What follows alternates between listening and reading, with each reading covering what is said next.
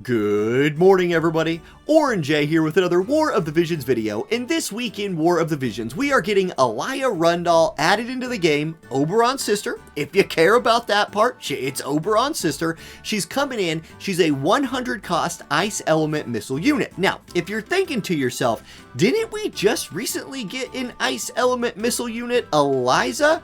Yes, we did. Alaya, who has been phenomenal in PvP and PvE, yeah, Alaya's coming in and she's going to be great in both of those areas as well. So we're going to kind of compare them a little bit. We're going to take a look at Alaya, see if she's worth that 100 cost mark she's going to bring to your team building. Like, in my opinion, before I even get into it, she has some drawbacks to her. There's some things about her that I don't particularly love. I think there's some maps where she might shine, some maps where she might falter in PvP. We'll take a look at all of that. Let's start with the comparison though. I want to compare her to Alaya statistically, and you'll see that it's very similar.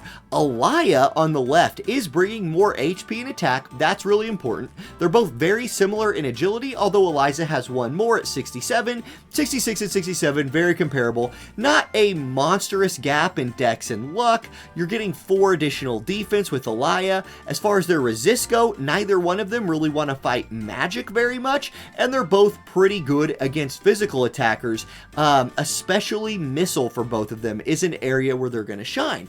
So I think statistically, the difference in cost comes down to that more attack and more HP. If you can do more damage and survive more hits, that is going to be helpful. But in my opinion, that by itself is not enough to justify the 100 cost. So that 100 cost justification must lie somewhere within her kit.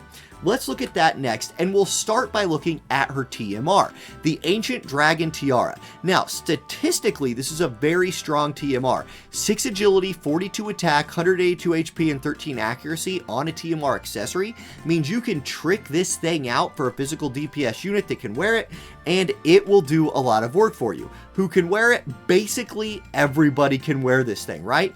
The buff it comes with is a 40% attack steroid with a nice big AoE cast.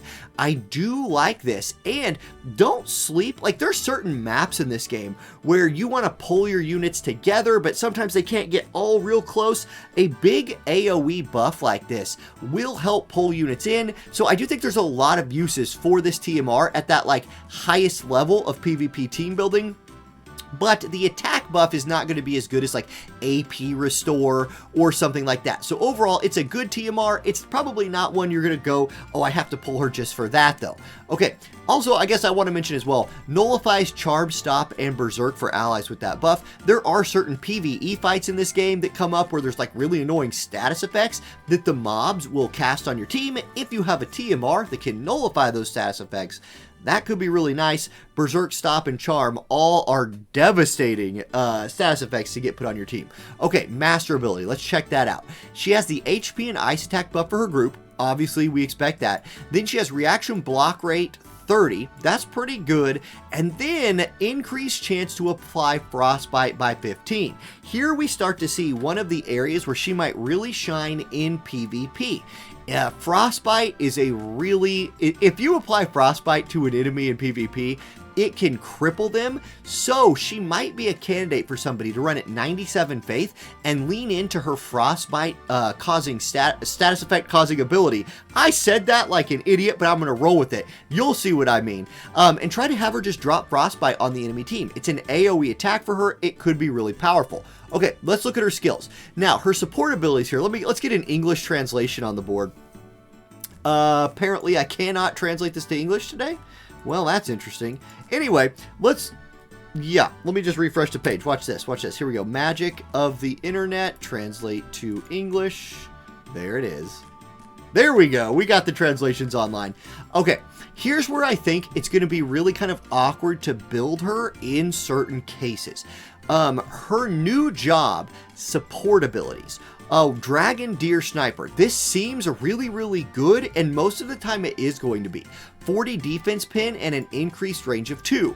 Here's the issue. she has some really good buffs that you're going to want her to cast. Or if she's somebody you want spamming abilities, you're going to want her to cast her buffs and use bells. With an increased range of 2, she's going to be on a lot of small to medium maps in range to shoot the enemy very, very quickly, which could prevent her from casting buffs.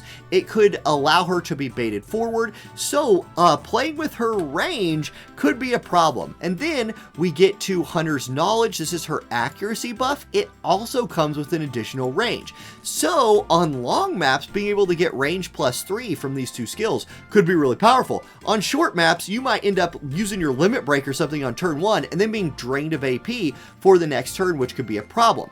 Heavy duty marksmanship is the other new support ability she comes with. 12 missile attack, acquired AP up 40, and a decrease in move 1.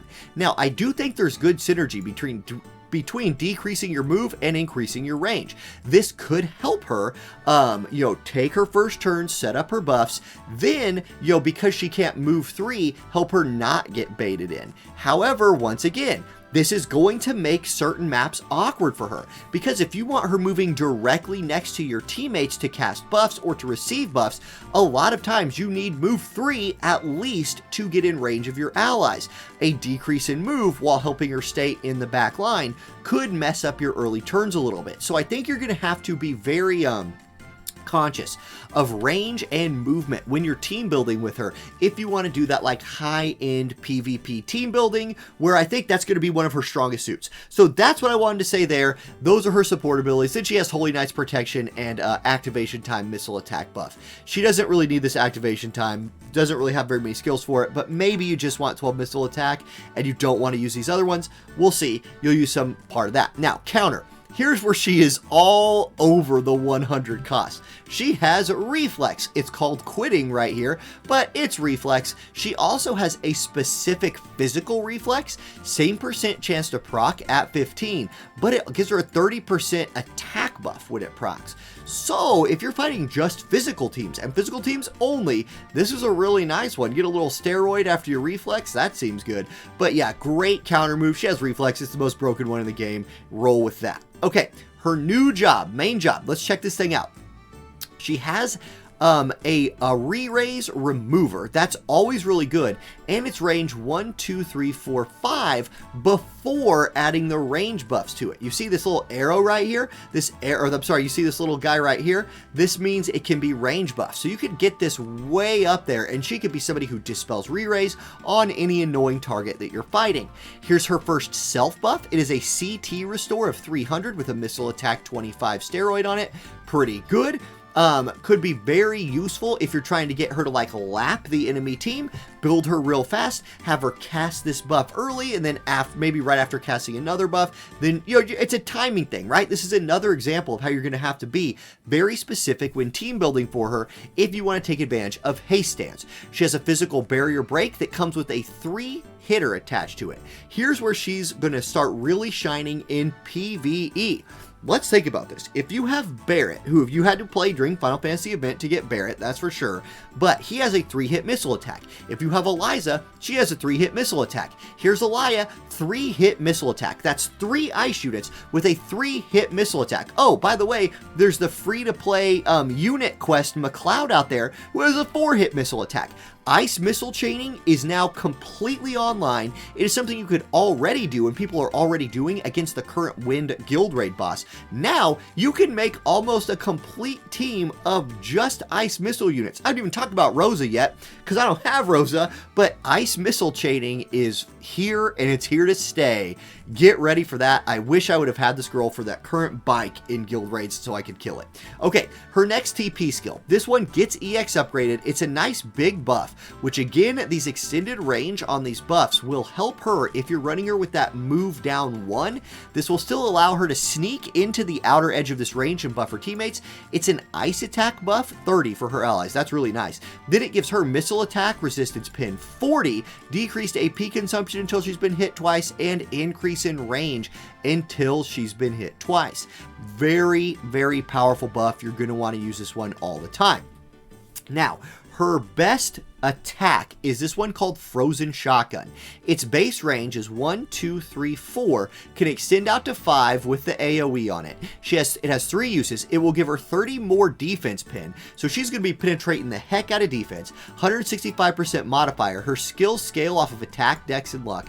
This is the 25% chance to inflict frostbite move too. So because this ups her defense penetration, that will encourage the AI to use it. Here's what you're going to have to be aware of. If the AI has protect, or if an enemy has protect, the AI will prioritize this move. If the enemy has re-raise, the AI will prioritize this one. So you might again have to be turning moves on and off if you're going for that frostbite build, which I think might be her strongest build. Now, Broken Armor Orange Shot, which is a great name for a move, has the same damage modifier. Its range is 1, 2, 3, 4, 5 at base, so she can drop this thing from a long way away. It also comes with a missile resistance debuff. This has big application in PvE as well. You want her out there like debuffing some missile resist for your new ice missile chaining teams with McLeod and Eliza and Barrett and all the gang. Really useful there. Also dispels protect. Very, very nice.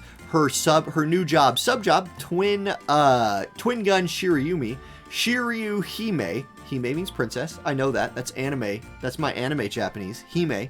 Yep, I know that word in like some other, like 4 other words. Anyway, she has an attack and agility debuff. Again, agility debuff, important for certain PvE events. She also has a charm move, where if you're running her at max faith, maybe you go for a charm. Just remember, her frostbite is boosted through her master ability. Her charm is not, so frostbite you'll have better luck with.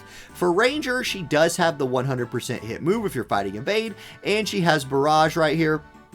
So she has both of those things for Ranger. For Paladin, she does not have Courage, so you're not going to be able to run that, but she does have Saintly Wall and Sentinel. Her Limit Break, down here at the bottom, it's a 2-hit chaining move, 200% modifier, 67% chance to immobilize the target, and that's important because if she immobilizes him, it comes with a 38% ice resistance debuff if the target has immobilized. So not the most reliable ice resistance debuff, especially for PvE, where many of the mobs are immune to status effects like immobilize, but you already have other ice units out there that can debuff ice resist, including another ice missile unit in Eliza. So I think these two will pair super well together in PvE chaining. Overall, my thought on our new girl here. Let's get back to her homepage so we can look at her artwork a little bit right here. Boom. Overall, my new thought on Oberon's sister Alaya is she's going to be very good. Now, should you pull for her? A lot of us are really tapped out after all the things we just had, and we know there's a Dragon Quest collaboration in the future. We're about to see what the next mainline Final Fantasy collaboration is. She's not limited, so she's somebody you're going to be able to pull, from now until the end of time. I don't think I'll go to pity on her. I think it's time for me to start piling up a little bit more Viz. I'll probably, if there's good paid banners, I have some paid Viz, I'll still do some pulling for her on Wednesday myself, but this is probably not a unit I go to pity for, especially since the main thing I do with my ice right now is either my double tank build with Agrius and Snow, or PvE chaining, which I will definitely want her for, but I have several months until we need our next guild raid. So, there it is, guys. That's my breakdown of Alaya Rundal. I hope if you're pulling for her, you have really good luck. Hope you enjoyed the video, and have a great rest of your day. Peace.